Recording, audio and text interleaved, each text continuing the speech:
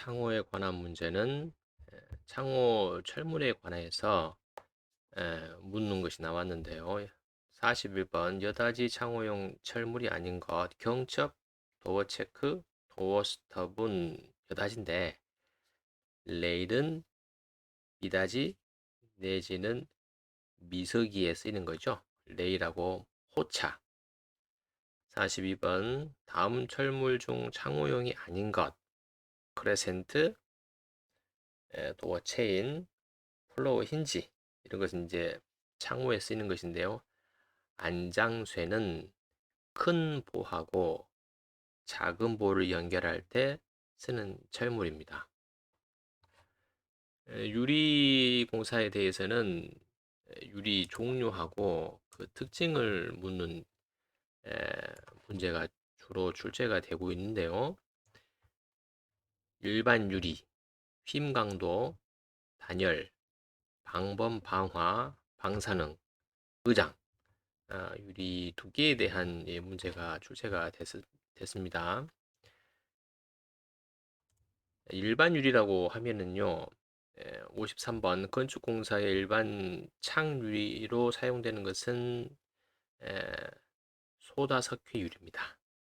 54번 융해하기 쉽고 산에는 강하나 알칼리에 약하며 창유리, 유리 블록 등에 사용된 유리는 죄다 소다 석회 유리. 일반 유리를 그냥 판유리라고도 하는데요. 54번 보통 유리에 관한 설명으로 옳지 않은 것은 건조 상태에서 전도체이다. 전도체라는 것은 전기가 흐른다는 얘기죠. 유리는 전기가 흐르지 않습니다. 급히 가열하거나 냉각시키면 파괴되기 쉽다. 불연 재료이지만 방화용으로서는 적당하지 않다. 방화라는 것은 불이 넘어가는 걸 막는다는 얘기거든요. 유리가 그 방화 성능을 가지려면 망임유리라고 합니다. 유리 안에다가 철선을 넣어서 유리가 파손이 돼도 쏟아지지 않게 해주는 거죠. 4번 창유리의 강도는 보통 휨 강도를 말한다. 맞습니다. 42번 보통 판유리의 연화 온도 700에서 750도 알아두시고요. 유리의 일반적인 성질에 관한 설명으로 옳지 않은 것은 철분이 많을수록 자외선 투과율이 높아진다. 자, 우리가 이제 자외선 투과율이라는 걸 씁니다. 자외선이 실내로 많이 들어오길 바라는 거죠. 결핵 환자, 햇빛을 이렇게 많이 받아야 되는 그런 결핵 환자나 이런 온실 등에 사용하는 것이 자외선 투과율인데요. 이것은 유리 내에 있는 철분을 줄이는 거예요. 그런데 철분이 많을수록이라고 했으니까 반대로 얘기한 겁니다. 투과율은 유리의 맑은 정도, 착색, 표면 상태에 따라 달라진다. 그렇죠. 열 전도율은 대리석 타일보다 작은 편이다. 그렇습니다. 석재보다 유리가 더 열 전도율이 작습니다. 자, 휨 강도에 관한 문제인데요. 휨 강도를 일반 판유리에서 4배에서 5배까지 강화를 시켰다 해서 강화유리인 거예요. 그렇죠? 46번 강화유리에 관한 설명으로 옳지 않은 것은 보통 판유리를 600도 정도 가열에다가 급냉시켜 만든 것이다. 그렇습니다. 강도는 보통 판유리의 3에서 5배 정도. 파괴 시 둔각 파편. 예각이라는 것은 뾰족하고요. 둔각이라는 것은 두리뭉실하다는 얘기죠. 파괴되어 위험이 방지된다. 그렇습니다. 강화유리는 깨지면 둔각으로 산산조각이 나기 때문에 그 예각에 의해서 찔리거나 이런 위험이 덜해요. 그래서 안전유리, 세이프티 글라스라고도 얘기를 합니다. 자, 온도에 대한 저항성이 매우 약하므로 적당한 완충제를 사용하여 틀린 말입니다.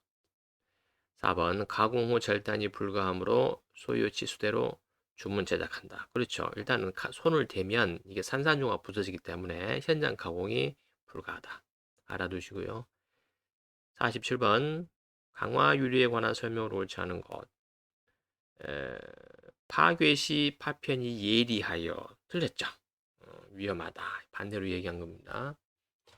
자, 단열 관련된 것은 복층유리, 로이, 열선 반사, 열선 흡수 이렇게 네 가지가 있는데요.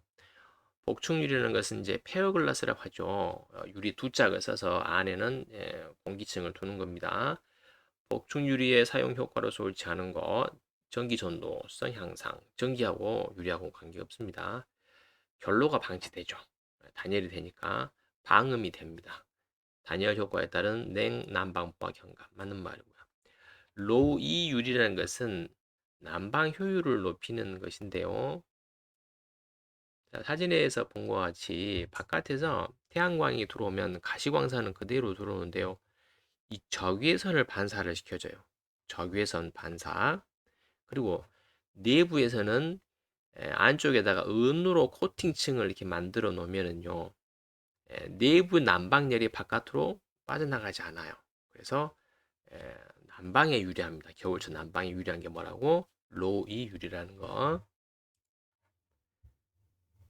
그리고 반대로 열선 반사 유리는 태양 열선을 반사해 버리는 거예요. 그래서 이것은 여름철 냉방 효율이 좋은 겁니다.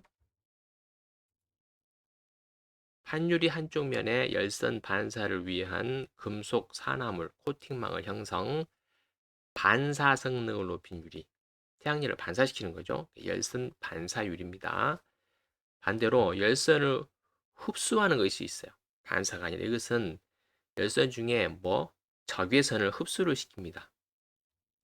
보통 판유리의 조성에 산화, 철, 니켈, 코발트 등의 금속 산화물을 미량 첨가해요. 그래서 열선을 흡수하게 하는 것이 열선 흡수 유리다 이렇게 알아두시기 바라고요. 자, 방범과 관련된 거 방탄유리네요. 흔히 말하는 방탄유리가 접합유리입니다. 이 두 장 이상의 판유리 사이에 접착성이 강한 플라스틱 필름을 삽입하고 고열, 고압으로 처리한 유리, 접합유리입니다. 망임유리는 어, 앞서 설명한 것처럼 유리 안에 철선을 넣어서 유리가 깨지더라도 이것이 쏟아지지 않고 형상을 유지하니까요. 불이 잘 넘어가지 않겠죠. 방사능 관련해서는 연유리입니다. 여기서 연은 나변자예요. 남유리라는 뜻이고요. 납이 방사능 차폐 능력이 높죠. 다음 판유리 제품 중 경도가 가장 작은 것, 경도는 단단하기, 가장 무른 거, 납이 경도가 가장 작습니다. 그 다음에 애칭유리는 유리의 표면을 초고성능 조각기로 가공을 해서 그림이나 글을 새기는 거, 이것은 애칭이죠. 스테인드 글라스, 스테인이라는 것은 얼룩이에요. 그러면 유리에다가 얼룩을 입혔다, 착색을 한 거죠.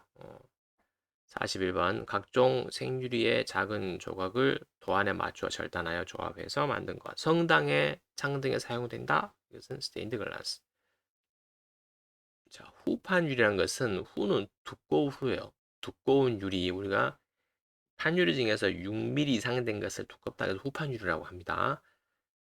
판유리 중 두께 6mm 이하의 얇은 판유리를 후판 유리라고 한다는 게 반대로 지금 얘기한 것이죠.